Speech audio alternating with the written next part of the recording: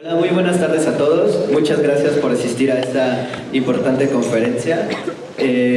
Nosotros, como Borium, Comunidad de Ciencias del Espacio, hemos tenido la oportunidad de invitar a la doctora Xioli Pérez Campos, jefa del Servicio Sismológico Nacional, a que nos brinde esta conferencia titulada Observaciones de las contorsiones de la placa de Cocos. Nosotros, Borium, somos una comunidad de estudiantes de licenciatura y de posgrado. Organizamos conferencias como estas y participamos en eventos de divulgación de la ciencia. Nos gustaría agradecer por la realización del evento a la Dirección General de Divulgación de la Ciencia y a la Facultad de Ciencias. Antes de leerles la semblanza de la doctora, me gustaría comentarles unas medidas de seguridad, y es que nadie puede estar sentado en los pasillos. Y me gustaría que ubicaran la salida de emergencia más cercana donde se encuentran. En el caso de los que están de aquí de la mitad hacia allá, es aquella, la que está en aquella esquina. Los que están de la mitad hacia acá es la que está allá. Y los que están arriba, la única salida que tienen es la que se encuentra hasta allá, hasta su izquierda.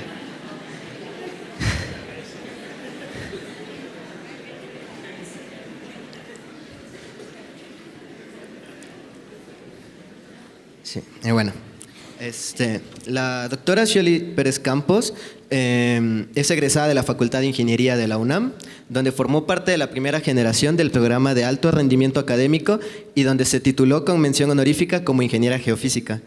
Su desempeño académico fue reconocido con la medalla Gavino Barrera a nivel preparatoria y licenciatura. Realizó sus estudios de maestría en estadística y en geofísica, así como de doctorado en geofísica en la Universidad de Stanford. Durante su doctorado recibió el reconocimiento al mejor trabajo presentado por estudiante por parte de la Sociedad Sismológica de América. Además, realizó un postdoctorado en el Instituto Tecnológico de California, Caltech. A su término, se incorporó a la Facultad de Ingeniería de la UNAM como profesora de tiempo completo del Departamento de Ingeniería Geofísica, en donde imparte clases desde 2004. En 2005 se transfirió al Instituto de Geofísica, también de la UNAM, donde además de impartir cursos en el posgrado de Ciencias de la Tierra, labora como investigadora titular en el Departamento de Sismología, estudiando la estructura sísmica de la zona de subducción y del noreste de México, noroeste, así como las características de la fuente de sismos mexicanos.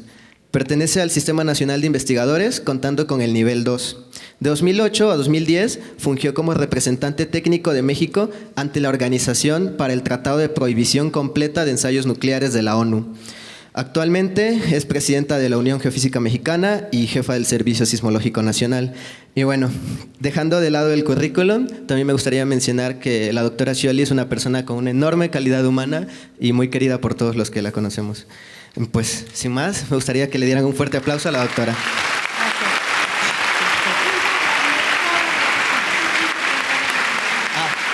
También tenemos con nosotros a la directora de la Facultad de Ciencias.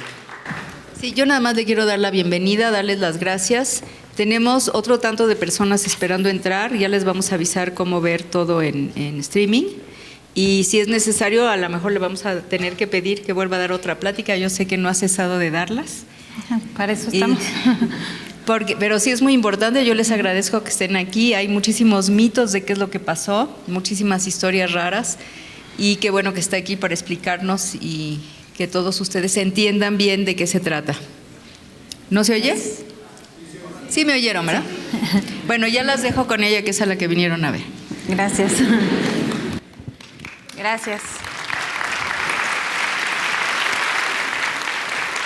Pues buenas tardes a todos. ¿Sí me escuchan bien? ¿Sí? Ok.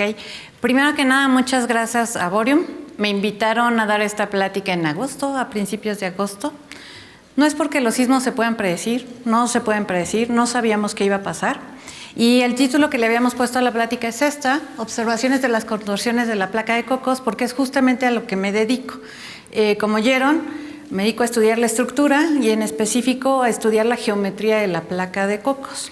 Entonces yo tenía preparado una plática para el día de hoy, vinieron sismos importantes en México, quedan dentro de la placa de Cocos, entonces parece pertinente pues hablar un poco de ellos, ¿no? Ya que quedan en la placa de Cocos. Entonces voy a empezar con lo que venía yo originalmente a platicarles, que es a lo que me dedico como investigadora, qué sabemos de la placa de Cocos, y creo que es muy importante que todos conozcan cómo es por dentro la placa de Cocos, a qué nos referimos con ello, y ya después ponernos en contexto con los sismos que han ocurrido en los días pasados.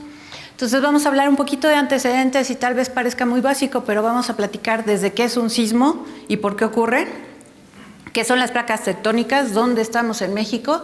Luego nos vamos a enfocar en la que nos ha dado de Cocos estos días, que es la placa de Cocos, y a platicar de los sismos recientes. Bien, pues un sismo no es otra cosa más que una ruptura. Lo que tenemos es un acumulamiento de esfuerzos, ¿no? Empezamos a empujar dos bloques en direcciones contrarias, se acumulan los esfuerzos aquí hasta que no resiste más el material y se rompe.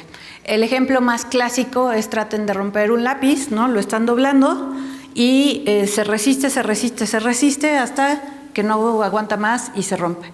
Y en esa ruptura ustedes alcanzan a oír un ruido.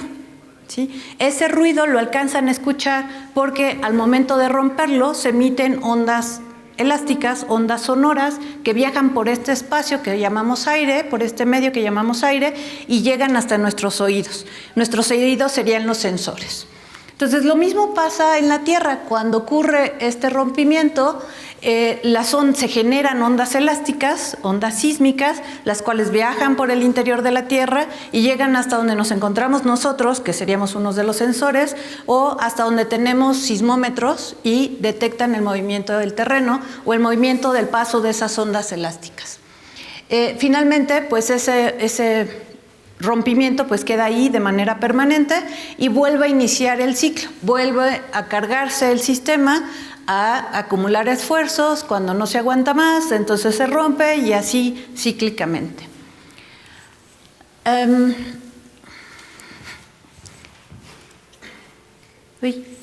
No sé qué hice.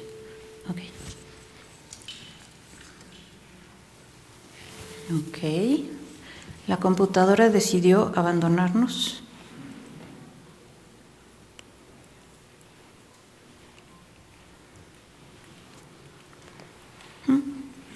Completamente abandonados. Ok, vemos así. Ok. Entonces, ¿dónde ocurre?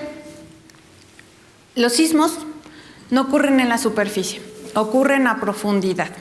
En el punto donde ocurre, donde inicia esa ruptura, ¿no? Donde se rompe ese material, se le llama foco o hipocentro. Y no es un solo punto, rompe todo un plano, el cual conocemos como falla, que vemos ahí. Y a partir de ese foco y de esa falla es de donde se emiten las ondas sísmicas. Si nosotros hacemos una proyección de ese foco hacia la superficie, la proyección sobre la superficie la conocemos como epicentro. Lo que hemos visto es que la gran mayoría de sismos nos dibujan este patrón. Y ese patrón nos está delineando lo que conocemos como placas tectónicas. Lo que vemos aquí son las placas mayores, las más grandes. Nuestro planeta, la corteza terrestre, está dividida en esos grandes bloques conocidos como placas tectónicas. Y justamente en la interacción de esas placas tectónicas es donde se dan los sismos más importantes. Por ejemplo, el que nos afectó hace 32 años, un 19 de septiembre. Las generaciones de allá atrás y allá arriba algunos, pues no se acuerdan de esto porque no lo vivieron, pero los que veo acá adelante y yo, sí lo vivimos, ¿no? Somos una generación marcada por este sismo. Es un sismo muy importante porque como el que ocurrió otro 19 de septiembre, este 19 de septiembre causó una gran devastación en nuestro país, sobre todo en la Ciudad de México. Tuvo una magnitud de 8.1 y ocurrió en las fronteras de la placa de Cocos y la placa de Norteamérica. Pero hay otros sismos importantes en el mundo que tienen las mismas características. Por ejemplo, el de Sumatra, en 2004, que también es un sismo de subducción, pero entre otras placas, y si vemos por allá, pues fue la placa de Euroasiática con la placa de Filipinas. Y ese sismo fue muy importante porque tuvo una magnitud, además de ser muy grande, de 9, generó un tsunami, el cual fue transoceánico, y la mayor parte de las pérdidas humanas se debió a ese tsunami. Fue un sismo también que marca y rompe paradigmas en la sismología, porque nos hace voltear a todos los países que tenemos zona de subducción para poner más atención en los tsunamis. Y a raíz de ese sismo se empieza a generar mucha cultura en torno a los tsunamis, mucha preocupación en cuanto a cómo alertar a las poblaciones en cuanto a tsunamis y sobre todo tsunamis lejanos, porque, insisto, tuvo un tsunami transoceánico que mató muchísima gente en la India. ¿Sí? Si ellos hubieran tenido una alerta de tsunami transoceánico, muchas vidas se hubieran salvado. Hay otros sismos icónicos, como el otro reciente de Chile en 2010, magnitud 8.8, otro sismo de subducción. Aquí es la placa de Nazca metiéndose por debajo de la placa de Sudamérica.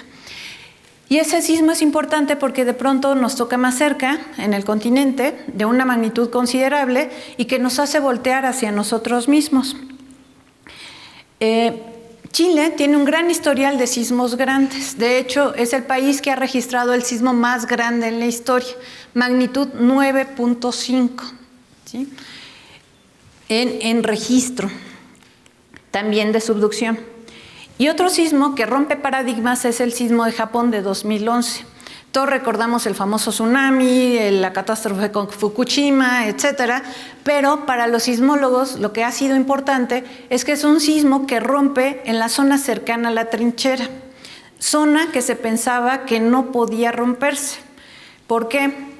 Si nosotros tenemos estos dos bloques en contacto y tenemos esfuerzos, pues solo lo que se va a romper es lo que está ahí bloqueado, ¿sí? Lo que se pensaba es que esta zona más cercana a la trinchera, que es donde se unen las dos placas en la superficie, se deslizaba sin problemas y ya después los esfuerzos se acomodaban acá abajo.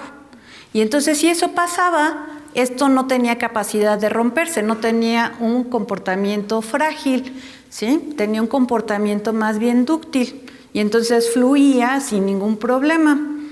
Pero resulta que no, que lo que pasaba es que no había capacidad de visualizar con instrumentos esa zona cercana a la trinchera porque se encuentra a más de 200 kilómetros de la costa y toda nuestra instrumentación se encuentra tierra adentro. Entonces no se había visto que esa zona estaba bloqueada y que tenía la capacidad de ruptura. Nuevamente es un sismo que a todos los países que tenemos zona de subducción nos hace replantearnos cómo es nuestra zona de subducción cercana a la trinchera.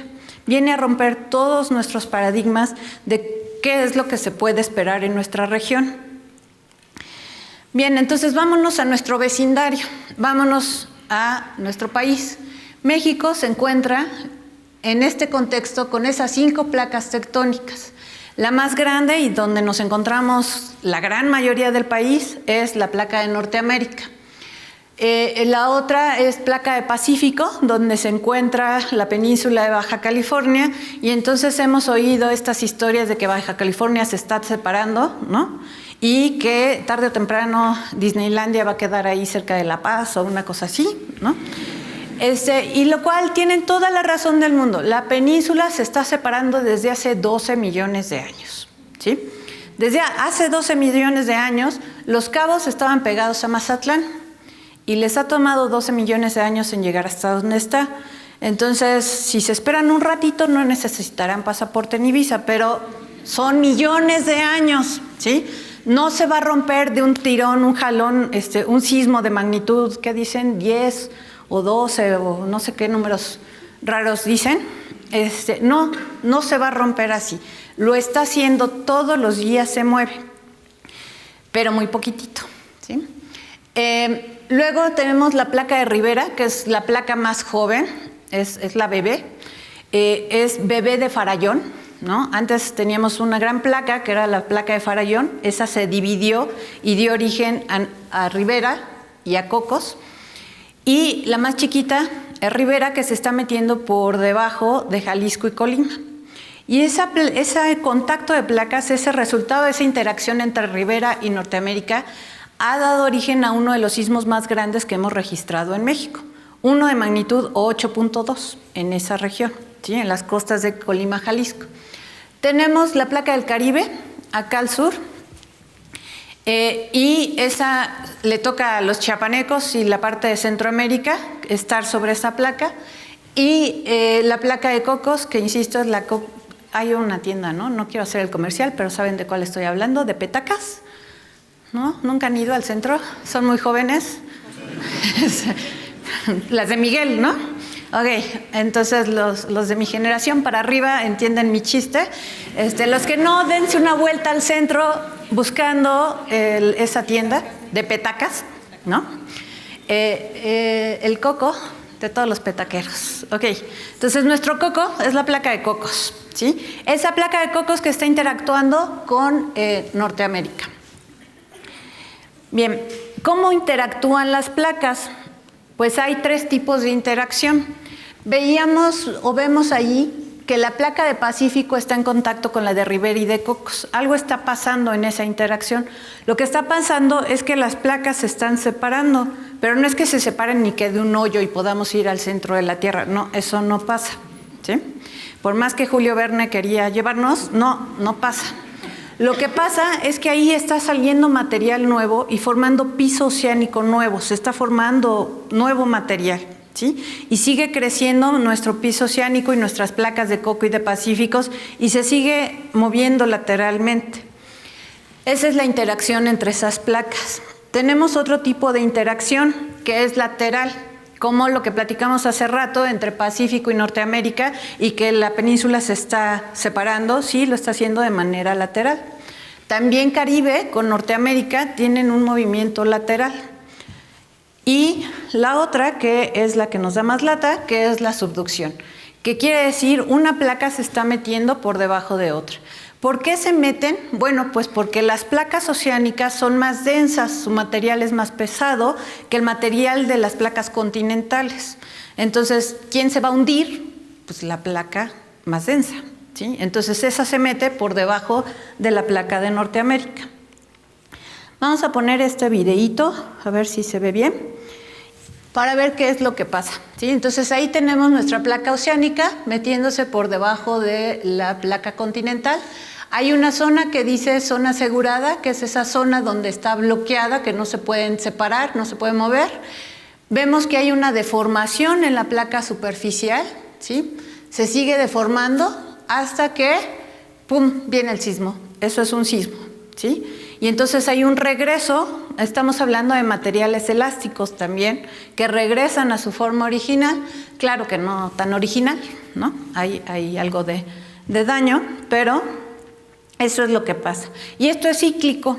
Entonces, bueno, ¿qué sí sabemos de los sismos? Es que donde ha habido un sismo grande, puede haber otro sismo grande. Eso sí lo sabemos, ¿sí? Entonces, vámonos ahora a lo que es la geometría de la placa. ¿Por qué es tan importante conocer la geometría de la placa? Bueno, uno, porque pues eso es lo que me da artículos, ¿verdad? Y me permite estar en el SNI y esas cosas. Pero ya en serio, para lo que me sirve es para poder entender todas estas cosas. Si yo conozco la geometría de la placa, yo puedo entender cuáles son los esfuerzos en la corteza, en esta placa de Norteamérica. ¿Por qué el vulcanismo que se presenta en el centro de México tiene la composición geoquímica que tiene? ¿Por qué tiene la variabilidad temporal que se ha presentado? ¿Por qué la sismicidad se presenta donde se presenta y con el tamaño que se presenta? ¿Y por qué no se presenta donde no se presenta? ¿Y por qué hay otros fenómenos sísmicos que están asociados a este comportamiento de la geometría? ¿Sí? Y la otra es poder entender cómo se está moviendo por dentro el manto y está haciendo que estas placas se muevan y migren y nos generen todas estas cosas. Entonces, pues sí resulta importante y desde mi punto de vista, pues apasionante, ¿no? Si no, no me dedicaría a esto. Entonces, lo que ven aquí en puntitos de colores es toda la sismicidad hasta hace algunos años que hice esta figura. Y el color que tienen corresponde a la profundidad, de tal manera que los colores verdes azules son someros, es decir, con profundidades de 1 kilómetro a 20, 30 kilómetros. Los amarillos andan entre 40 y 60 kilómetros y los rojos andan, naranjas oscuros, rojos andan por abajo de los 80 kilómetros. Y entonces, con solo ver esta figura, ustedes me dirían, pues veo que en una franja todos los sismos son someros, de profundidades menores de 20, 30 kilómetros. Y luego veo una franja amarilla y luego veo una franja roja, ¿sí? Lo que estamos viendo ahí es la placa. Un sismo se da donde hay material que romper. Si el material no se puede romper, pues no hay sismos, ¿sí? Entonces el manto se comporta de manera viscoelástica, dúctil, no se rompe. La litosfera se comporta de manera frágil, sí se rompe. Entonces, mientras yo tenga litosfera, mientras yo tenga placa, eso se va a romper. Entonces, lo que estoy viendo con la sismicidad es justamente esa geometría de la placa, ¿sí? Entonces, vamos a echarnos un clavado a cómo se ve una zona de contacto. Lo que tenemos ahí en café correspondería a la placa de Norteamérica, la placa de arriba, la placa continental. Y lo que vemos en morado correspondería a la placa oceánica que se está metiendo. Y en la superficie lo que vemos sería la zona de contacto. Las zonas rojas, las manchas esas rojas, me indican zonas que se quedan trabadas, atoradas, donde se va a acumular el esfuerzo y se va a convertir eso en sismos importantes. Lo verde quiere decir que pues, se mueve solito, ¿no? Cuando se mueve el rojo, pues ya nada más termina de empujar lo de al lado.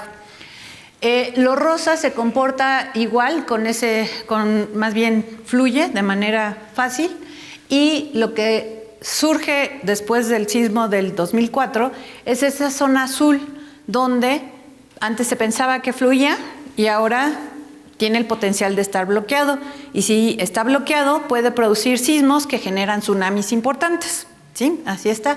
Y luego se ven unas manchitas pequeñitas, ¿sí? Y esas manchitas pequeñitas son zonas que pueden estar trabadas también, pero que me van a generar sismitos chiquitos, ¿sí? Entonces serían sismitos de 4, de 3, de 2, de 1, de 0, menos 1, etc.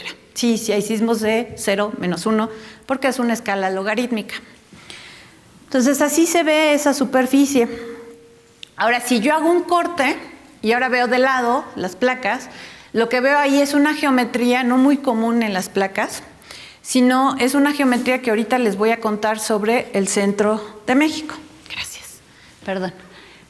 Que sería esta que se ve como horizontal. Entonces vemos aquí la placa de Cocos, correspondería a la placa de Cocos, y acá la placa de Norteamérica. Estos sismos de contacto, de subducción o interplaca estarían aquí, en el contacto entre las dos placas. Mientras que tenemos otro tipo de sismicidad que va a ocurrir acá, dentro de la placa, ¿sí? ¿Por qué ocurre?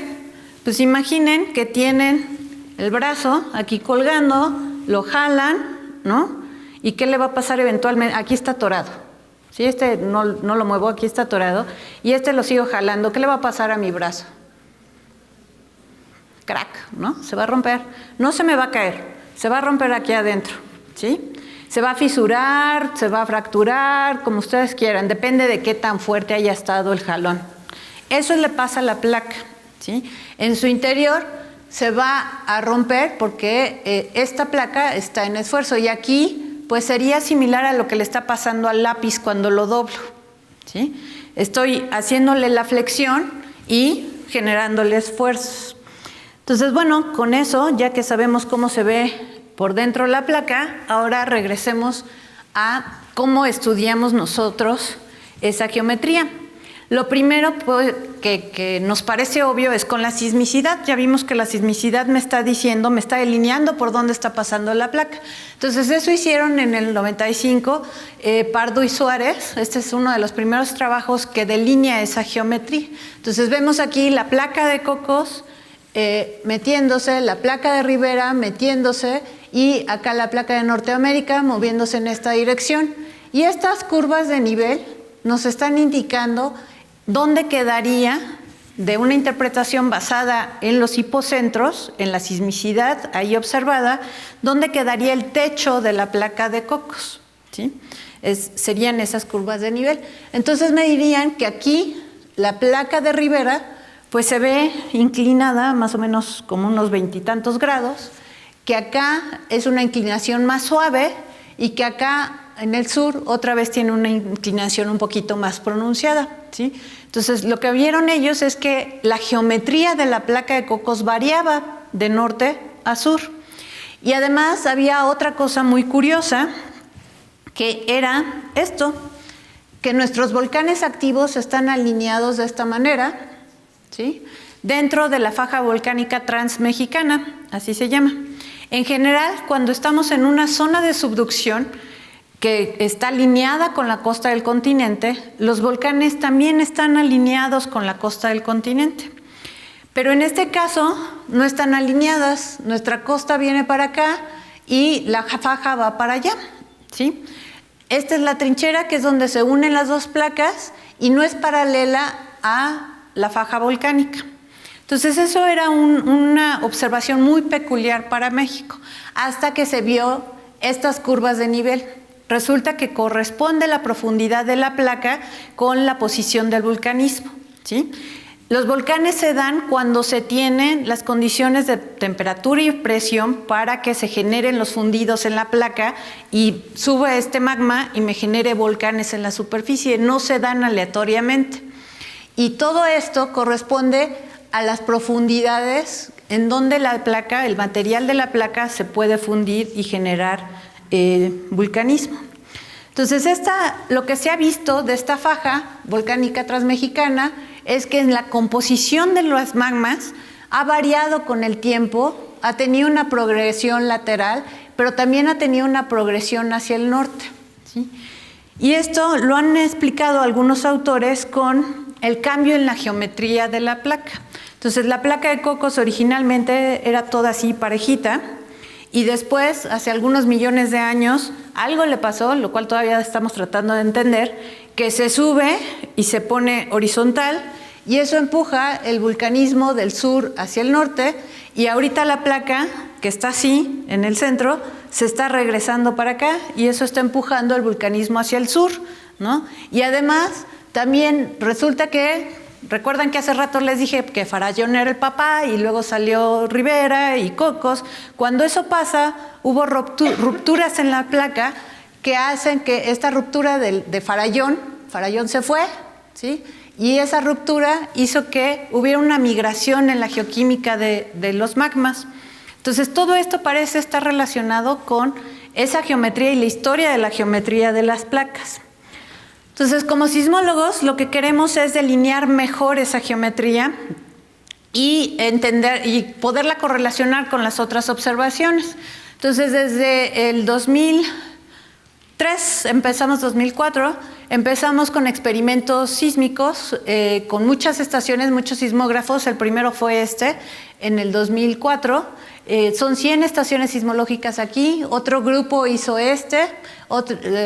yo también hice y ahorita estamos haciendo otro acá. Y es justamente para delinear todos estos cambios en la placa. Entonces, ¿qué se ha visto? Vámonos primero a Rivera.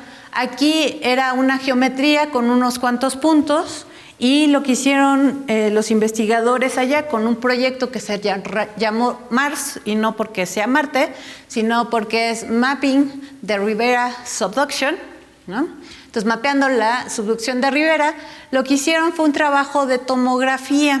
Entonces, todos estamos acostumbrados a escuchar tomografía cuando nos van a hacer algo, ¿no?, médico, y eso implica tener sensores. Nos ponen unos sensores, nos avientan señal y reciben los receptores y hacen un cálculo de viaje de las ondas, ¿no? Lo mismo hacemos los sismólogos, pero ¿qué usamos? Nuestra fuente son los sismos y nuestros receptores son estaciones sísmicas en la superficie, y con eso generamos estas imágenes donde nos dejan ver los contrastes del material.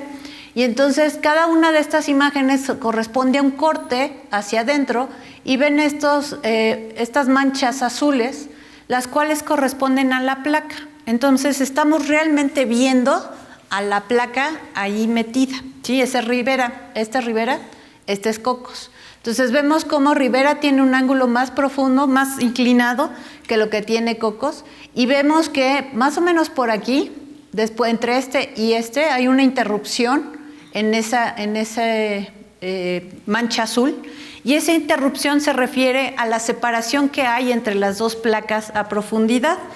Y es súper interesante porque pues si hacemos un diagramita, los sismólogos no somos muy buenos dibujantes, pero esta sería la placa de Rivera, esta sería la placa de Cocos, viéndolas desde el interior del continente, se alcanza a ver esa separación entre ellas, y lo que es muy interesante es que coincide muy bien con el vulcanismo que se ve en esa zona. Volcán de Colima, Volcán de Fuego, Seboruco, Mascota, etcétera, etcétera, ¿sí? Y la geoquímica se puede explicar muy bien con esa ruptura, con esas inclinaciones de placa, etcétera. Y entonces nos vamos yendo hacia el sur, y hay otros experimentos tomando datos de diferentes lugares, donde aquí ya es Cocos, pero Cocos tiene un cambio en la geometría, ¿no? Quedamos que pasa esta geometría a esta geometría. Entonces, ¿cómo se da ese cambio? Pues estos investigadores proponen que se da de esta manera, donde tenemos la separación aquí entre Rivera y Cocos, y que aquí se está como haciendo chicle, ¿no? Como separando, pero todavía no se separan Cocos Norte y Cocos Sur. Vámonos al centro del país, que es donde hicimos este gran experimento de 100 estaciones, y esta es la imagen que sacamos. Y pues tal vez me digan, pues no veo mucho, excepto que veo aquí una cosa roja, y tendrían toda la razón. Esa cosa roja lo que me está indicando es hasta dónde llega mi corteza continental. Entonces aquí tendría yo a la placa, a la corteza de la placa de Norteamérica, y aquí abajo tendría manto. Y luego acá, si alcanzan a ver, se ven dos líneas, una azul y una roja, que se van siguiendo. Y viene por aquí y luego ¡pum!, se va para abajo. Lo que estamos viendo ahí, y les voy a ayudar con estas líneas, es justamente la placa de Cocos con su geometría horizontal, ¿sí? Entonces ahora sí no me cuentan, la estamos viendo, tiene una geometría horizontal. Entonces acá anda Acapulco, nosotros andamos por aquí. La placa de Cocos aquí en la Ciudad de México está más profunda, más de 100 y cacho kilómetros de profundidad, pero ahí solo estamos llegando a 100 kilómetros. Entonces usamos otra metodología que es tomografía, y podemos ver esto, que sería la placa de Cocos metiéndose hasta unos 570 kilómetros de profundidad, ¿sí? Y bueno, los sismólogos profundos vemos hasta el núcleo, ¿no?, de la Tierra. Yo soy medio intermedia, me quedo en estas zonas, como a 700 kilómetros de profundidad. Bien, entonces, pero después viene esa transición en la geometría. Y esto es algo que no me voy a saltar la transición y me voy a ir hasta el sur, hasta donde ya la conozco bien, que es justamente la zona del Istmo de Tehuantepec. Ahí tuvimos otro experimento, pusimos estaciones todo a lo largo de la carretera transísmica. Esta es la imagen que obtenemos, y pues me van a decir, ahí sí no veo nada, ¿no? De hecho, mis colegas dicen que es como, no saben bien si es un Miró o un Picasso o algo así, porque no se ve nada, pero en realidad sí lo vemos, quienes nos dedicamos a esto sí lo vemos. Y hay que hacer algo de procesamiento con la imagen. Lo que se ve aquí es justamente la pareja de azul-rojo, donde me está indicando que por ahí pasa mi placa de Cocos y que tiene esta inclinación, que por aquí está mi corteza continental, aquí está Mojo, la discontinuidad de Mohorovics, y que en esta zona tendría mis sismos de contacto. Y para referencia, pues el sismo del 7 de septiembre, que ya lo vamos a ver más adelante, ocurre como por aquí más o menos, ¿sí?, dentro de la placa. Pero bueno, ya me fui al sur y me salté la transición, ¿no? Cómo cambia de esta zona que es horizontal a esta zona que es inclinada. Entonces, hay ya varios trabajos en eso, pero todavía estamos investigando, donde se ve que la transición se da aquí, ¿sí? Este estudio me dice que se da ahí. Sugieren que puede estar rota la placa, como en el norte, pero hay otros trabajos que dicen que no hay evidencia de que esté rota, porque hay otros fenómenos asociados. Entonces, una posibilidad es que se esté regresando la placa con diferentes velocidades. Y entonces, si ustedes tienen una placa así, estas van más rápido, esta va más lento en su regreso, pues esta se queda horizontal y estas al jalarse, pues van a terminar rotas aquí, ¿sí? Entonces esa es una de las hipótesis que está ahorita y que estamos tratando de comprobar. ¿Cómo lo estamos tratando de comprobar? Bueno, pues estamos poniendo un montón de estaciones aquí. Ahorita creo que ya llevamos como 40 puntos y esperamos seguir mapeando esa zona, pero es un trabajo que está en proceso. Entonces, bien, pues eso es como los sismólogos pueden ver adentro, ¿no? Y es gracias a los sismos que ocurren o en otras partes del mundo o sismos que ocurren en nuestro país. Entonces, ¿cómo obtenemos los datos? Ahora me voy a referir al Servicio Sismológico Nacional. Ahí recibimos los datos de 157 estaciones repartidas en todo el país que provienen de estaciones que nosotros mismos operamos y estaciones que operan otras instituciones académicas sobre todo. Con ellas lo que hacemos es rápidamente, de manera automática, detectar sismos que tienen magnitudes por arriba de 4. Los chiquitos los detectamos, los calculamos, pero los reportamos más lentito. Pero si automáticamente se determina que el sismo tiene una magnitud por arriba de 4, inmediatamente se publica en nuestras redes sociales, las cuales debo decir que últimamente adquirieron mucha popularidad. Esta ya era popular, pero esta no era tan popular y de pronto nos volvimos muy populares. No sé por qué. Y a la par de esos sistemas automáticos hay un analista 24 horas del día, 7 días de la semana, no es el mismo, son varios que se están rotando y están revisando toda la información que está llegando para hacer una revisión de la localización y la magnitud. Entonces, después de que salió este preliminar, ellos hacen la revisión y una vez que estamos seguros de que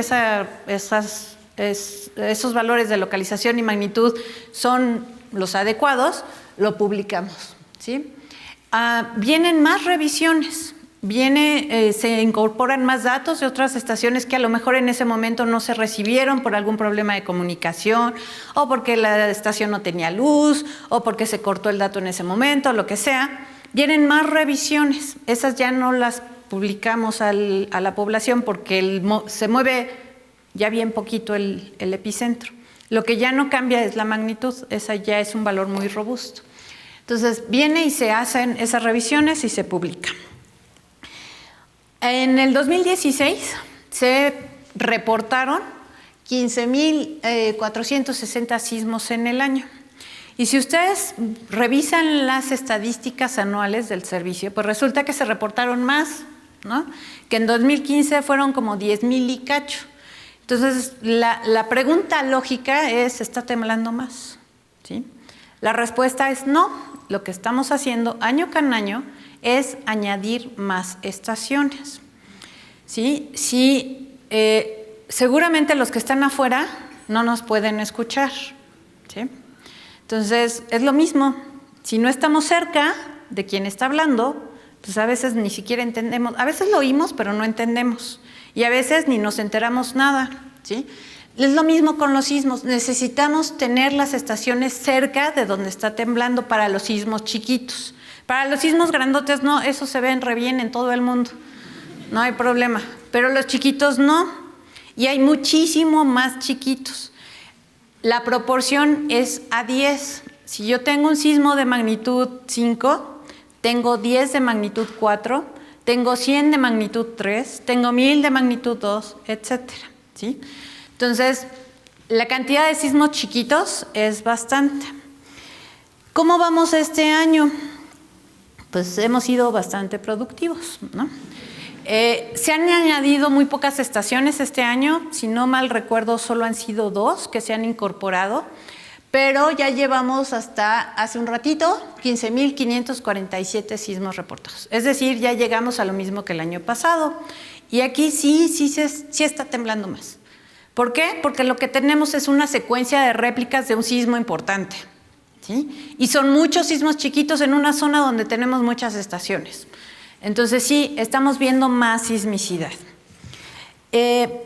Vámonos con los sismos grandes.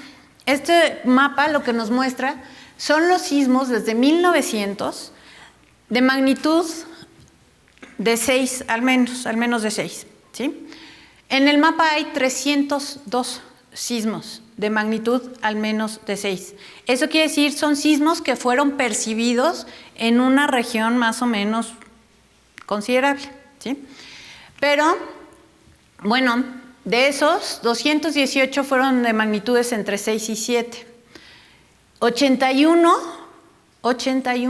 fueron de magnitudes entre 7 y 8. ¿Sí? Sí, tiembla mucho en México y sismos grandes. 3 han tenido magnitudes arriba de 8. A ustedes, la mayoría, ya les tocó experimentar 1. A nosotros ya nos tocó experimentar 2. A mi abuelo ya le tocó 3. ¿Sí? Mi abuelo es del 20 y algo, del 20. ¿Sí? Entonces le tocó. En el mundo, ¿cómo estamos con respecto al mundo? Me van a decir, es que en México tiembla bastante. No, pues en el mundo, nada más agarré la estadística de 8, porque si me pongo más chiquitos, pues los números son muy grandes. Ha habido, desde 1905, 93 sismos de magnitud 8. ¿Sí? ¿Por qué no nos enteramos? Porque no nos afecta. ¿Por qué no nos enterábamos hace algunos años? Porque no había tanta comunicación, no había redes sociales, ¿no? ¿Cuáles son esos sismos importantes en México? Bien, el primero, ¿no? El más reciente. El segundo, 1932, que ya les comenté. 1985, 19 de septiembre, magnitud 8.1 de ondas superficiales, 8 magnitud de momento. En las costas de Colima, magnitud 8, 1995. Es debatible porque el primer cálculo de la magnitud es 7.8, pero una revisión con magnitud de ondas superficiales es 8. ¿Sí? Entonces estoy diciendo números de magnitudes que son diferentes. Es que hay diferentes metodologías para calcular la magnitud. Depende del dato que se use, del pedacito de onda sísmica que se analice.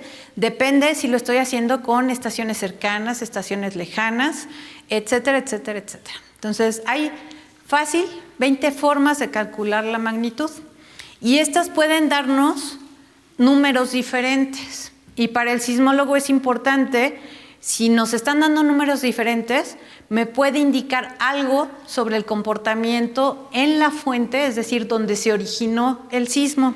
¿Sí? Cuando todos son iguales, pues no es que sea un sismo común y corriente, pero no tiene esas particularidades. ¿Sí? Entonces sí pueden tener números diferentes, aunque no tan diferentes. Bien, ¿qué pasó? Lo puse al revés. El 19 de septiembre. El 19 de septiembre tuvimos un sismo aquí en el centro del país, con magnitud 7.1. Y fue un sismo a una profundidad de 57 kilómetros. Fue un sismo intraplaca. Es decir, ocurrió dentro de la placa. ¿Sí? Y lo que yo quería enseñarles ahí no era el del 19 de septiembre, era el del 7 de septiembre. Entonces, el del 7 de septiembre también fue un sismo intraplaca. También ocurrió dentro de la placa de Cocos. ¿Sí? También ocurre aquí en esta placa que se está subduciendo. Este es el mecanismo focal del sismo. Esto que nosotros usamos los sismólogos se llama pelotas de playa. ¿Sí? Parece una pelota de playa, un poquito deforme en este caso, pero lo que nos está diciendo es cómo se rompió el material y en qué dirección se movió. Y a esto lo conocemos como una falla normal o un mecanismo normal.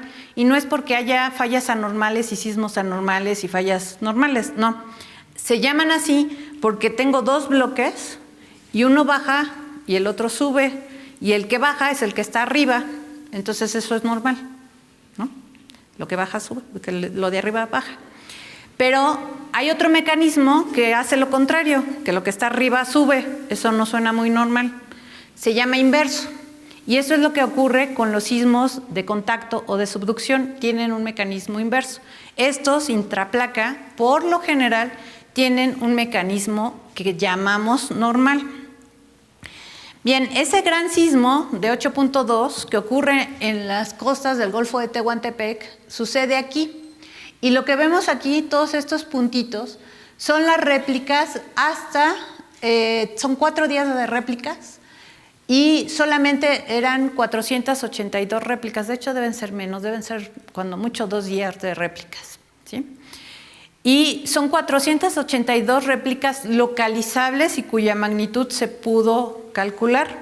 Recuerden, si es muy chiquito, a lo mejor no lo puedo localizar y a lo mejor no puedo determinar su magnitud. Como lo que dije hace rato, escucho que alguien habló, pero no sé qué dijo y no sé dónde está. Solo sé que oigo voces, ¿no? Lo mismo pasa acá. Yo sé que tembló, lo puedo ver, pero es tan pequeñito en la señal que no puedo determinar dónde fue y de qué magnitud fue. Entonces, ahorita llevamos un conteo de más de 5,000 réplicas para este evento.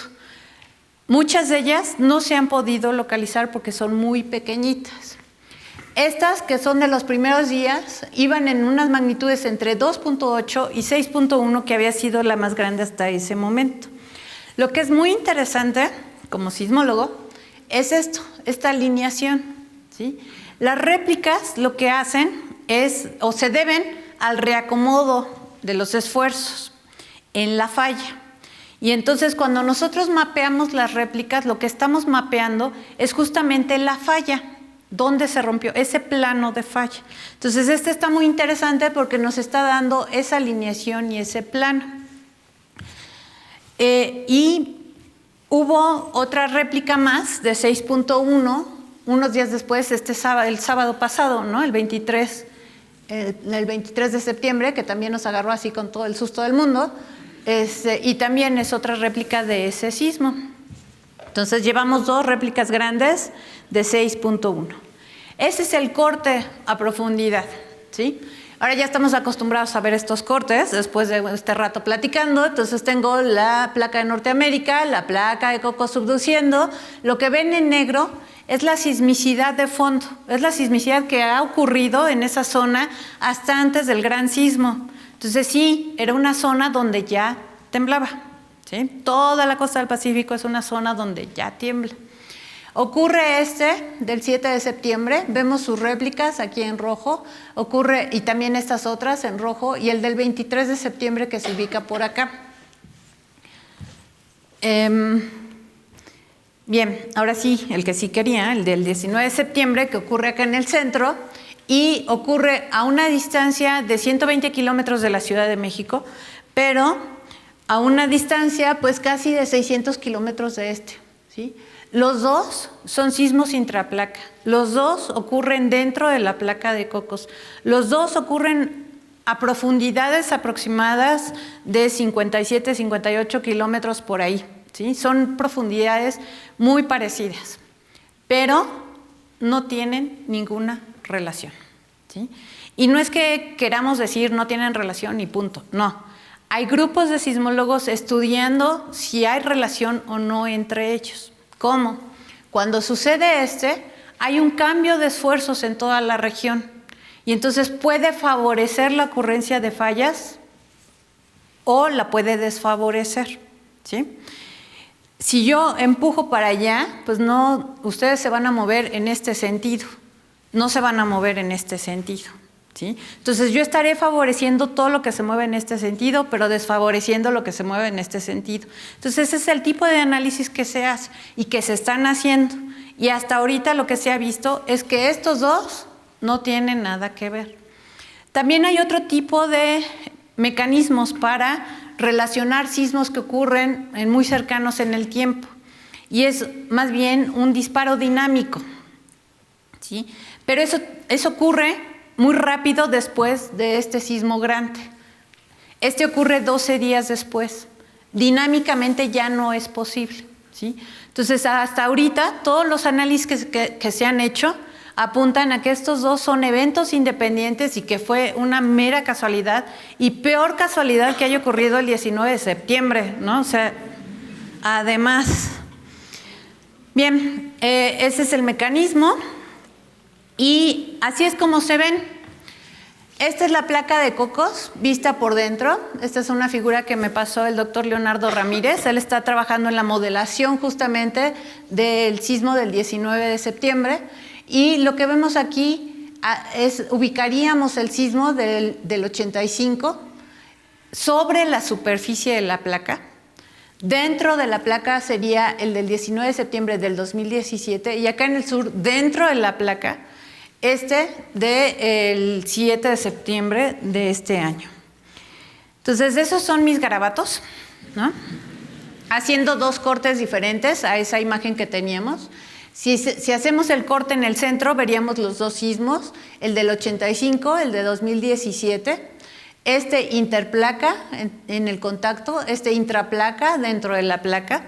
Y la pregunta que me han hecho N veces es ¿por qué si este es más pequeño nos afectó tanto comparado con o cómo se relaciona con respecto a la magnitud de ¿sí? Esas son como las 3 preguntas en una sola que he recibido.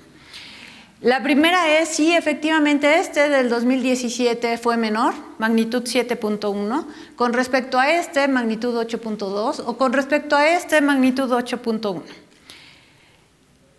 Menor significa en tamaño, en esa área de ruptura, en energía liberada.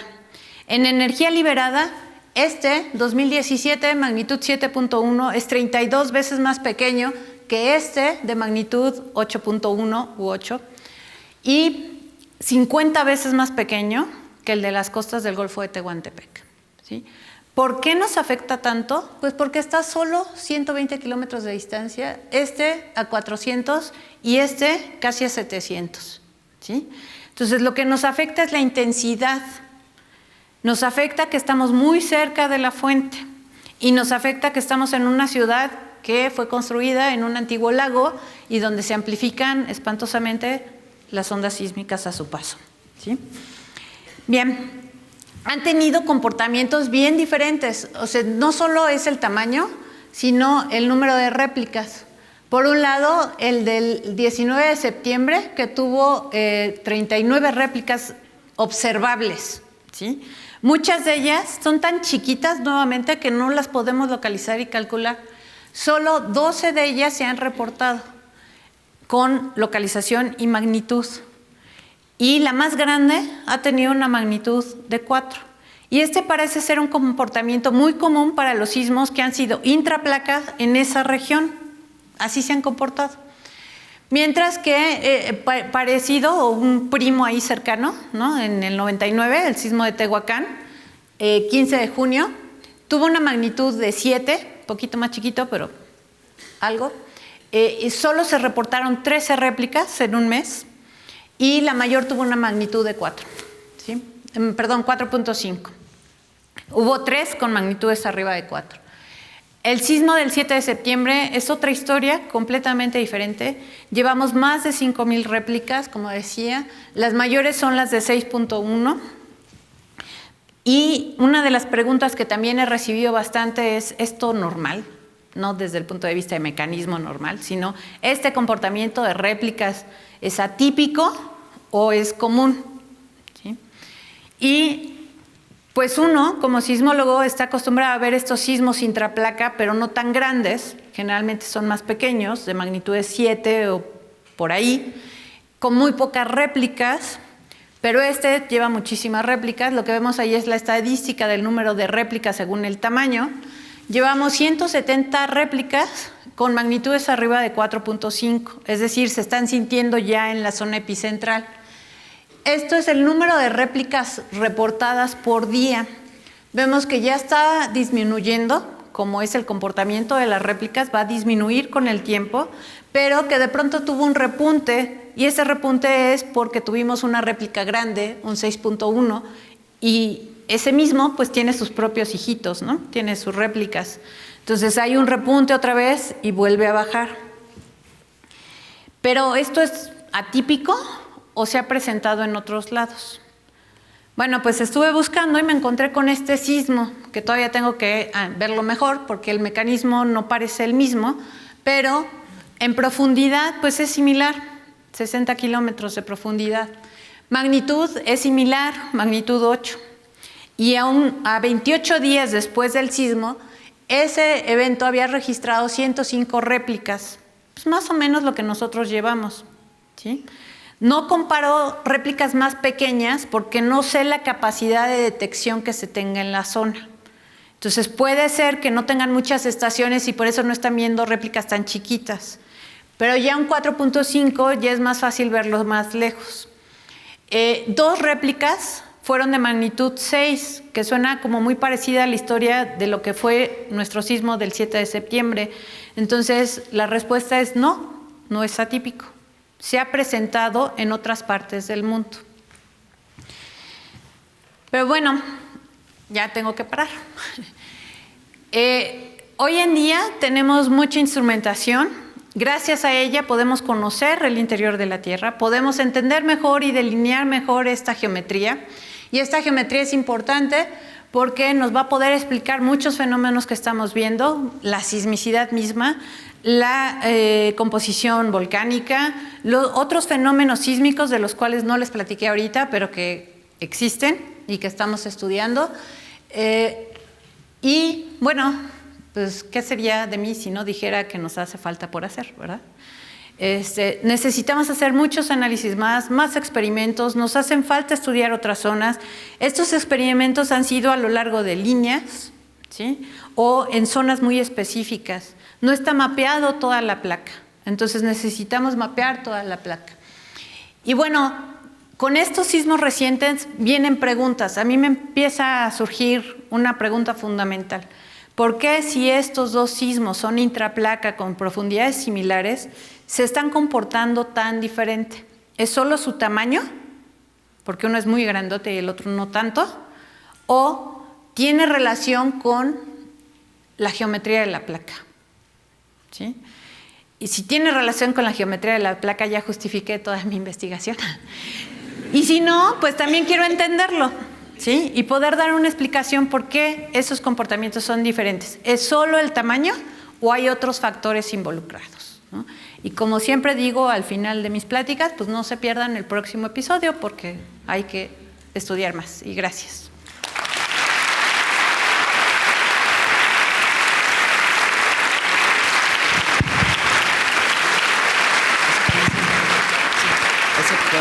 Podemos usar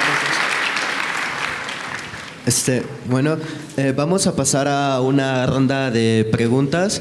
Entonces, ¿quién dice yo? Aquí. Buenas tardes, doctora. Bueno, son 2 preguntas, pero creo que pueden estar relacionadas. Durante la conferencia de prensa del sismo del 7 de septiembre, el doctor, creo que se apellida, es Hugo Delgado, el director de Geofísica, comentó que ustedes tenían que hacer muchas más cosas, pero que no tienen financiamiento y que entonces le pedía respetuosamente a la Cámara que liberaran recursos. No sé si siendo el Sismológico Nacional, el gobierno federal está obligado a darles un cierto financiamiento. Y luego la otra cosa es, como a lo mejor no tienen dinero para investigar eso, ¿qué pasa con la brecha de Guerrero que también he estado leyendo en los reportes, ¿no? ¿Esa es parte de la investigación que ustedes están interesados en continuar y para lo que quieren financiamiento? ¿O por qué es tan interesante la brecha de Guerrero? Ok, voy a empezar con la segunda, en lo que mi cerebro está pensando cómo responder la primera. La segunda, la brecha de Guerrero ha sido de gran interés desde antes del sismo del 85. Los sismólogos del Departamento de Sismología del Instituto de Geofísica han estado enfocados y estudiando la brecha de Guerrero para arriba, para abajo, por un lado, por el otro, desde antes del 85. Hoy en día hay un proyecto con la Agencia Internacional de Cooperación Internacional Japonesa, JICA, justo enfocado en la brecha de Guerrero. Entonces ahí lo que se está haciendo, de hecho ahora en noviembre se van a instalar sensores de fondo marino, justamente para estudiar lo que comentaba yo hace un momento. No sabemos si la zona cercana a la trinchera, cómo se está comportando. Y la única forma de estudiarlo con mejor resolución es poniendo instrumentos de fondo marino. Y eso se va a hacer a partir de noviembre. Es un proyecto que ya debe tener al menos un año. Ya se tienen más estaciones. Guerrero es de los estados más instrumentados del país, justo por la preocupación de la brecha de Guerrero. Entonces sí es algo que no se ha descuidado, al contrario, ¿no? Se ha estudiado bastante. y es sobre todo el grupo de sismólogos del Departamento de Sismología de aquí del Instituto de Geofísica de la UNAM. Bien, la segunda pregunta. No me metí en la historia del sismológico. El sismológico nace en 1910, es inaugurado en 1910. Formaba parte del Instituto Geológico Mexicano. Viene la revolución, unos meses después. El sismológico se inauguró el 5 de septiembre de 1910. Viene la revolución, se paran todos los planes de instalación de estaciones, se logran instalar algunos con todo y revolución en marcha. Y en el 29 se le da a la UNAM la autonomía, a la Universidad Nacional la autonomía, y con ello se le encargan muchas cosas, ¿no? Entre ellas el Instituto Geológico Mexicano y el Servicio Sismológico Nacional. Luego, en el 48, se forma el Instituto de Geofísica y se le transfiere la responsabilidad del sismológico al Instituto de Geofísica. Digamos que desde el 29 la UNAM, dentro de su presupuesto, pues ha considerado la operación y mantenimiento del Servicio Sismológico Nacional. El asunto es que hasta el 2004 el servicio era muy pequeño, tenía muy pocas estaciones en el país y sobre todo enfocadas al centro-sur de México. Es a partir de entonces que se forma un proyecto a nivel gobierno que se llama Red Sísmica Mexicana y empiezan a venir recursos de parte del gobierno para formar esa Red Sísmica Mexicana. Empieza a haber una colaboración e intercambio de otras instituciones con el Servicio Sismológico Nacional, se intercambian datos y empieza a crecer el número de estaciones en el país y empieza a tener una cobertura nacional. Eso por un lado pues está muy padre porque tenemos más estaciones, podemos ver sismos más pequeños en toda la República y seguimos creciendo, pero vienen otras complicaciones. Por ejemplo, ¿quién va a las estaciones que están de punta a punta del país? Y pues el dinero que cuesta mantener toda esa infraestructura. Supongo que los de aquí de casa habrán visto que tenemos un nuevo edificio, el cual también viene de recursos de proyectos con el gobierno y de recursos de la UNAM. Y pues ese equipo nuevo le hacía falta esa renovación en términos de sistemas, pero pues todo equipo requiere mantenimiento, ¿no? Vimos que ha aumentado el número de sismos que se registran año con año y pues hasta hace 2 años teníamos 2 analistas, ¿no? Y nosotros operamos 24/7 y pasamos de unos cuantos sismos. De hecho, hasta hace algunos años había días que se reportaba un sismo al día. Este año estamos en promedio en 40 sismos al día. Y ahorita que estamos en réplicas, estamos reportando hasta 300 sismos al día, ¿sí? Entonces, ¿cuántos analistas se necesitan para generar todo ese trabajo? Eso implica plazas, ¿no?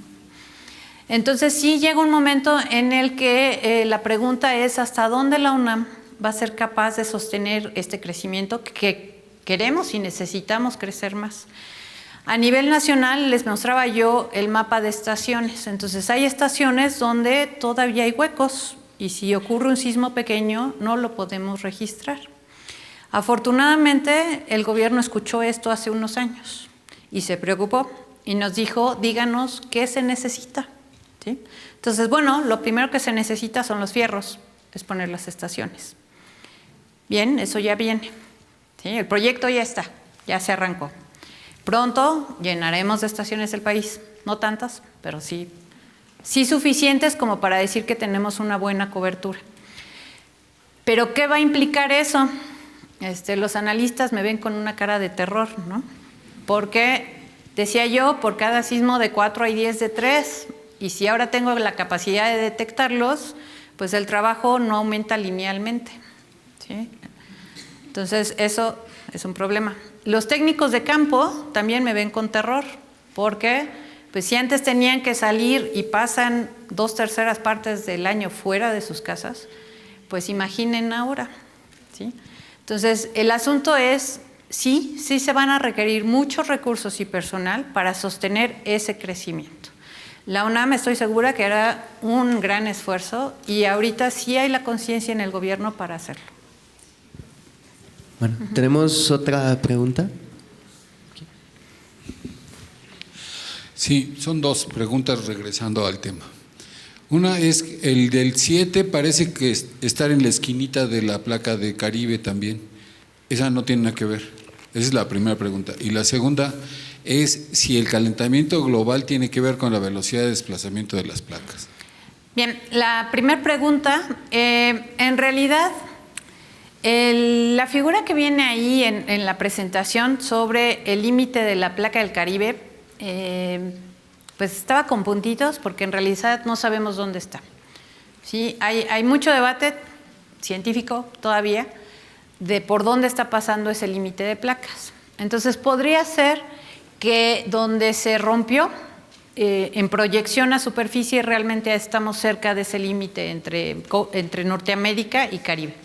Sin embargo, ese límite no tuvo nada que ver con el sismo del 7 de septiembre, porque el sismo ocurrió dentro de la placa de Cocos, no tuvo nada que ver con las placas corticales, ni con Norteamérica, ni con Caribe, no importa dónde se encuentre su límite.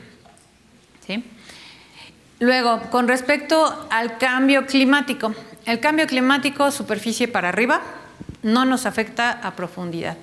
A muy poquito de profundidad, y estoy llamando unos centímetros de profundidad, lo que domina es el calor del interior. No, la isoterma no se modifica por lo que pasa en el exterior. Es muy poco de espesor lo que realmente se ve modificado por los cambios de temperatura del exterior. Lo que domina el movimiento de las placas es justamente la dinámica en el manto. Y esa dinámica en el manto se modifica en términos de millones de años. Mira, voy a abusar, pero las masas de hielo no detienen a las placas y si se disuelven no hay más libertad para que se exporten. No, sí se da una deformación en las placas. De hecho, lo que se ha visto es que el deshielo o las eras con gran glaciación han modificado las placas y sí han producido sismos pequeños en esas zonas donde se dan esas deformaciones y rebotes, pero no modifican, o sea, las fuerzas internas son mucho mayores que esta pequeñita superficial, ¿sí? La proporción es brutal. Acá arriba tenemos una pregunta. Bueno, respecto al sismo que hubo el 7 de septiembre en Chiapas, días después hubo un sismo generado, bueno, con epicentro aquí en Tlalpan, del que tuvo una magnitud muy pequeña, pero sin embargo, por la cercanía del epicentro y su profundidad, se logró sentir en este lugar. ¿Ese sismo por qué fue generado? ¿Fue intraplaca también o tiene que ver con la geología de la Cuenca de México? Bien, ese sismo sí es intraplaca, pero le llamamos cortical porque ocurre en la placa de Norteamérica, dentro de la placa de Norteamérica, en la corteza terrestre, ¿sí? Entonces, sí es intraplaca, pero lo conocemos como cortical.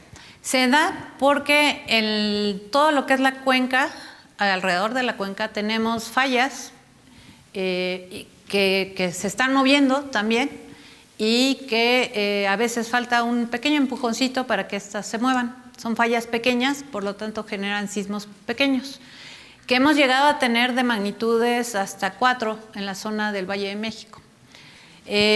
¿Por qué se dio en específico ese sismo? Bueno, pues tiene que haber la preexistencia de una falla, no se da nada más porque sí. Y lo que sí se está investigando es la relación que hubo entre el sismo del 7 de septiembre y este pequeñito. Ha habido varios, hay zonas en Hidalgo, hubo otro unos días después en el Valle de Teotihuacán, hay otros en el centro de México, y lo que se está analizando es lo que hace rato comentaba de un disparo dinámico. Entonces esto se está revisando y pues no son análisis que se hagan en unos cuantos días, ¿no? Toma bastante modelo para tener la respuesta final. Entonces, ahorita, de primera mano, pues sí sugiere que hay una relación, pero hasta no comprobarlo, yo no me atrevo a afirmarlo. Sí, bueno, yo tengo una duda respecto a los rumores de que se abrió una falla geológica en Puebla. ¿Qué se puede saber más al respecto? Como dice la canción, ¿no? Son rumores, son rumores. Sí, son rumores. De hecho, he visto algunas fotografías, ¿no? Que se ven así como abierto. No son fallas. Lo que son, seguramente, digo, lo vi solo en fotografías y eso lo podrá evaluar mejor un geólogo, pero no es la falla que origina el sismo. La falla que origina el sismo está a 50 kilómetros de profundidad, no genera ninguna expresión en superficie. Lo que a lo mejor estamos viendo en superficie es el efecto de las ondas sísmicas al pasar. Y que en esa zona, a lo mejor en una zona donde el material estaba medio débil, medio frágil, y pasa y lo sangolotea, pues termina roto, ¿no? O separado. Pero no es una falla geológica, y menos la falla que originó el sismo. Bueno, también en la transmisión en vivo en Facebook están haciendo muchas preguntas y Jazz Riz pregunta, ¿la actividad de las manchas solares influye en la actividad sísmica? Bien, es importante contestar estas preguntas, a pesar de la reacción generalizada. No tiene nada que ver. Las manchas solares se ha visto que tienen cierta periodicidad, la cual no se ve en los sismos grandes, ¿no? Y como decían por ahí, y solo en México pasa, no, analizamos la sismicidad de todo el mundo y no la afecta. Lo que pasa con el sol, a nosotros en la superficie sí nos afecta de cierta manera, pero lo que pasa, igual que con el cambio climático, es mínimo lo que ocasiona con respecto a todas las fuerzas del interior de la Tierra, ¿sí? Entonces, lo que domina en ese movimiento de placas y por lo tanto en la generación de sismos viene de abajo, no de arriba.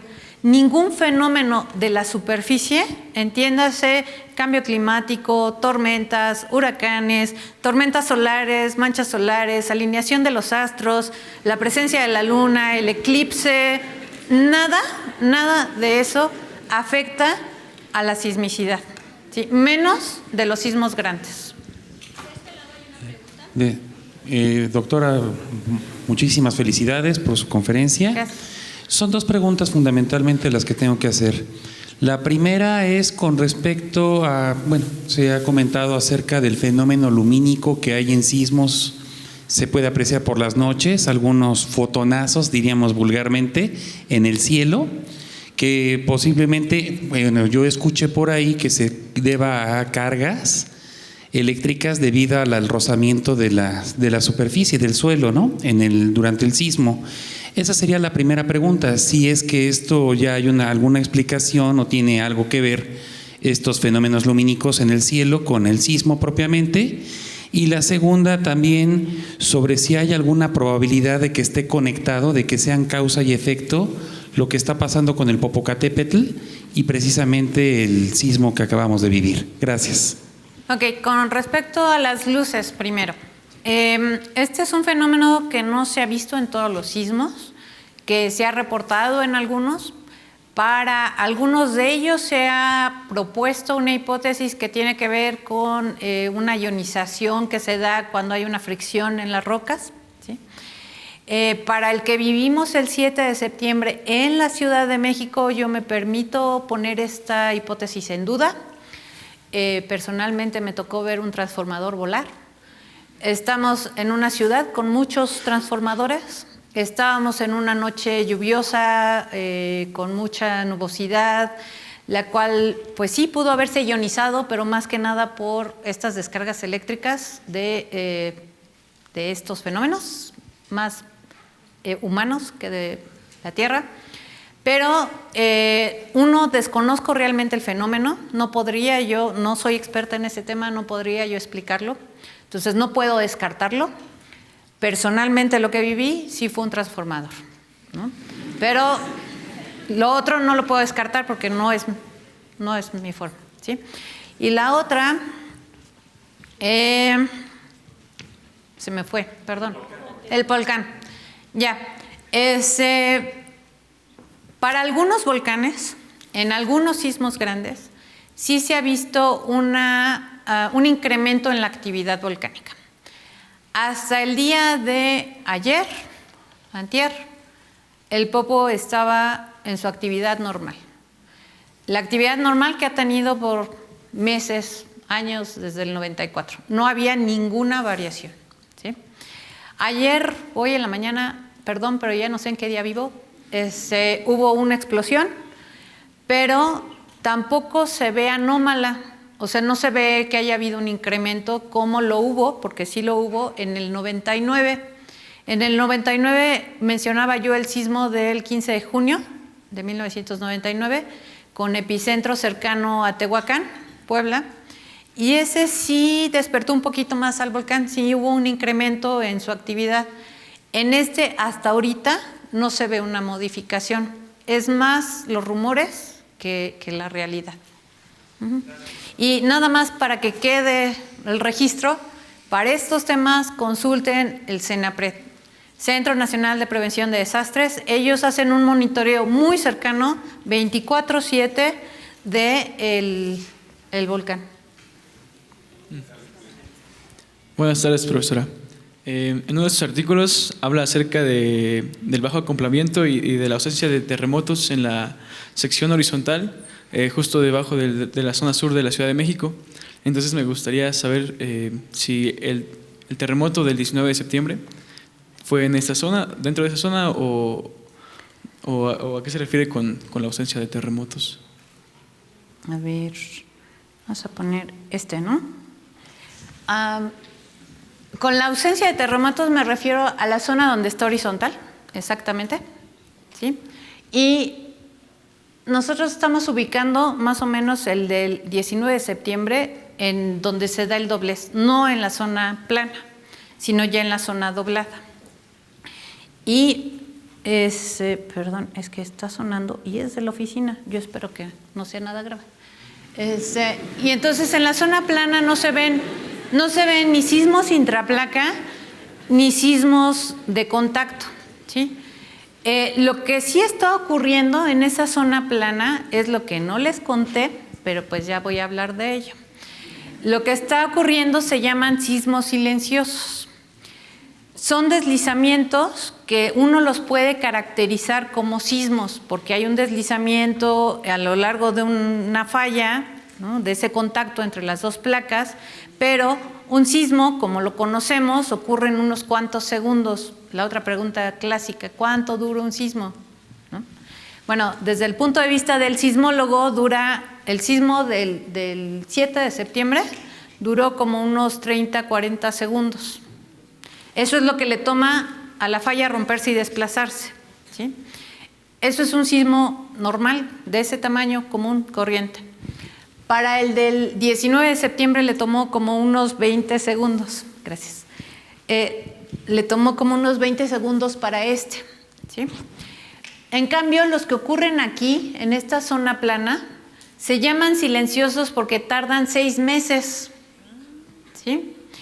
¿Cómo sabemos que ocurren? Porque acá en la superficie tenemos GPS y con ellos podemos ver que esto se está moviendo para acá y que de pronto se regresa sin que haya un sismo. Y entonces sí lo traje preparado por si salía la pregunta. Entonces lo que vemos ahí es el GPS en la costa. Acuérdense, tenemos la placa metiéndose, aquí está bloqueado y vemos cómo esto va a empezar a moverse todo por allá, ¿no? Ahí va, tiempo cero, se empieza a mover, está aquí bloqueado, ¿sí? No hay sismo, el GPS se está moviendo, se está desplazando, literalmente se está moviendo centímetros y de pronto,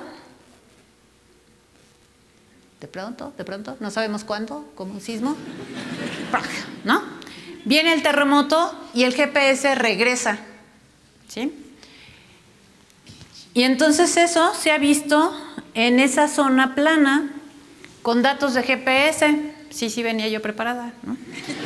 Entonces, aquí lo que vemos son datos de GPS dentro de, a lo largo de la costa. Esto es Acapulco, acá anda Cayaco, Coyuca, Zihuatanejo, Cerro de Piedra, todo esto es a lo largo de la costa, ¿sí?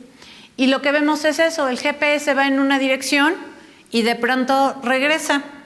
Si esto fuera un sismo normal, común y corriente, lo hace en unos segundos, el GPS se regresa en unos segundos, ¿sí? Todos los metros que se había desplazado se regresa.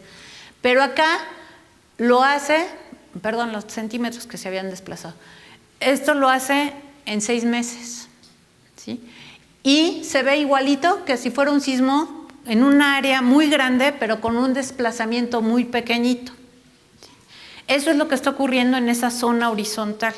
Se llaman sismos silenciosos porque no los vemos con sismogramas y no los percibimos como humanos, ¿sí? Los únicos que nos pueden decir que existen son los GPS. Tenemos una última pregunta acá arriba.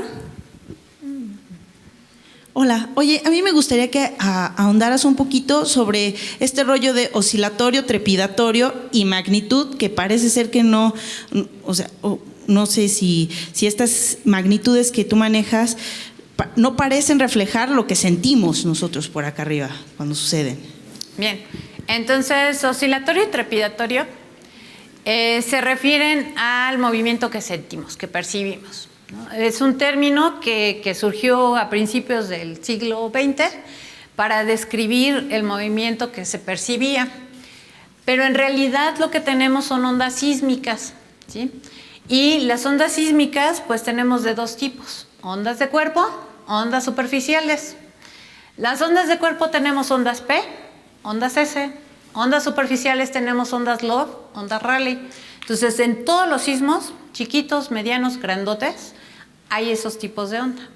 Se van a emitir, ¿sí? Ahora, ¿qué pasa? Las ondas P tienen un comportamiento o son ondas compresivas, ¿sí? Se van a mover en una dirección y mis estudiantes ya están preparados para lo que sigue. Se van a mover en esa dirección y van a ir comprimiendo y dilatando el material, ¿sí? Son ondas compresivas, tenía que hacerlo, ¿verdad? En cambio, las ondas S son ondas de corte, son ondas tangenciales, ondas de cizalla. Van a moverse en esa dirección, pero van a ir moviendo el material de en corta, ¿sí? Y también verticalmente, ¿sale? Pero ahora, el sismo no viene de acá, de ladito, viene de allá abajo.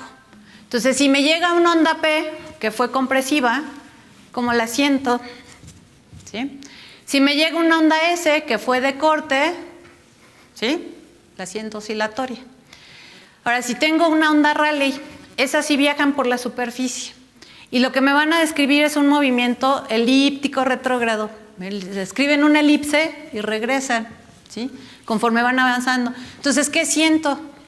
Que subo y que bajo. Y las ondas Love es como si estuviera viendo yo una víbora, ¿no? ¿Han visto las víboras cómo se desplazan? Así, las ondas Love me van a mover así, a su paso.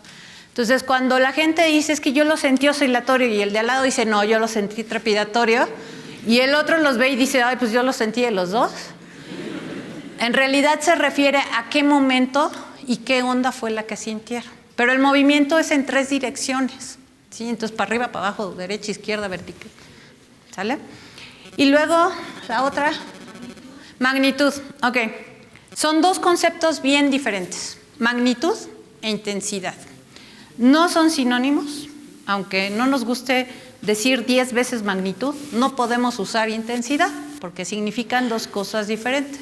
Entonces, magnitud se refiere al tamaño, qué área rompe, cuánto se desliza, cuánta energía libera. A eso se refiere, magnitud, ¿sí? Entonces, 7.1 significa que liberó, y no me quiero equivocar, pero algo así como 9 por 10 a la 15 joules, ¿sí? Más o menos. 32 veces más, pues eso será un sismo de magnitud 8.1, ¿sí? 32 veces menos, pues será un sismo de magnitud 6.1, en términos de energía liberada. Intensidad es lo que sentimos, es con qué violencia se mueve el terreno, con qué aceleración se mueve el terreno, ¿sí? Entonces, la intensidad se puede medir en escala de Mercalli, ¿sí? Que se refiere a cómo lo percibimos, ligerito, medianón, bien fuerte, olvídenlo, ¿sí?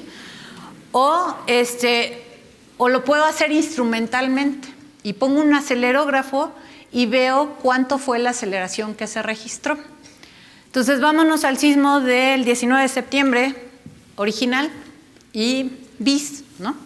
O sea, 85 y 2017. La diferencia de tamaño es 32 veces menos energía en el reciente, pero lo sentimos horrible, ¿no? Si nos tocó aquí en Ceú, en el 4º piso, lo sentimos espantoso. Y quienes vivieron el del 85 en Ceú me van a decir, no lo sentí tan feo, ¿no? Y tienen toda la razón del mundo. El acelerómetro instalado aquí en Ceú para el sismo del 85 registró una aceleración de aproximadamente 30 centímetros por segundo al cuadrado. El de este año registró 58 centímetros sobre segundo al cuadrado, ¿sí? Esta proporción no es la misma en la ciudad. Cada sitio fue diferente, más o menos, ¿sí? Pero sí lo sentimos más intenso. La intensidad depende de varios aspectos. Uno, qué tan cerca o qué tan lejos estoy de la fuente. Mientras más cerca, más rudo lo siento, ¿sí? Entonces, si nosotros lo sentimos feo, imagínense nuestros compatriotas de Morelos o Puebla, ¿sí? Lo sintieron espantoso, ¿sale? Por supuesto, tiene que ver con la magnitud. Mientras más grande el sismo, más violento, ¿sí? Más distancia para que yo lo pueda percibir fuerte. Para referencia, para el sismo de 8.2 del 7 de septiembre, en las costas de Oaxaca alcanzaron aceleraciones de 500 centímetros por segundo al cuadrado, ¿sí? Lo que vivimos el 19 de septiembre, nada que ver, ¿sale? Y lo otro, uno esperaría que estando a las distancias que nos encontramos de las costas, y eso ocurre en la mayor parte del mundo, aquí pasaran los sismos y nosotros así como, se movió, ¿no? Pero no, o sea, se mueve espantoso. Y eso se debe a las condiciones locales. La geología local, los sedimentos del antiguo lago de Texcoco hacen que las ondas se amplifiquen. Eso se llama efecto de sitio. Y entonces esos tres factores, magnitud, distancia y efecto de sitio, puede variar la intensidad. Y no se siente igual en la Ciudad de México, en la zona de Lomas, que nosotros aquí en Ceú estamos en zona de Lomas, que en la zona del lago, que sería Cuauhtémoc, Condesa, Roma, o que la zona de transición, donde para este sismo en particular es donde se dieron la mayor parte de los daños. Entiéndase Tasqueña, Tlalpan, ¿no? Y todos los demás daños que se den, ¿sí? Entonces, no es lo mismo el concepto, no es lo mismo magnitud que intensidad. Bueno, con eso finalizamos la ronda de preguntas. Felicidades por venir a informarse de primera mano, porque la doctora Scioli es la principal referencia de sismología en México. Queremos agradecerle y entregarle un reconocimiento. Aquí está el reconocimiento.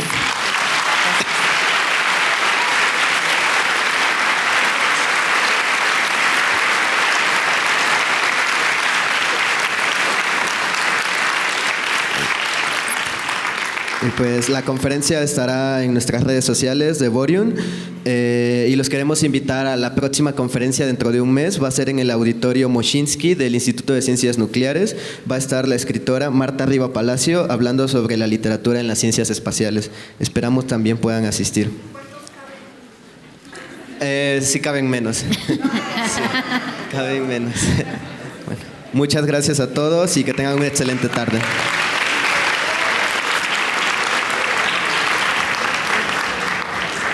Muchas gracias, Alejandro. Buenas tardes.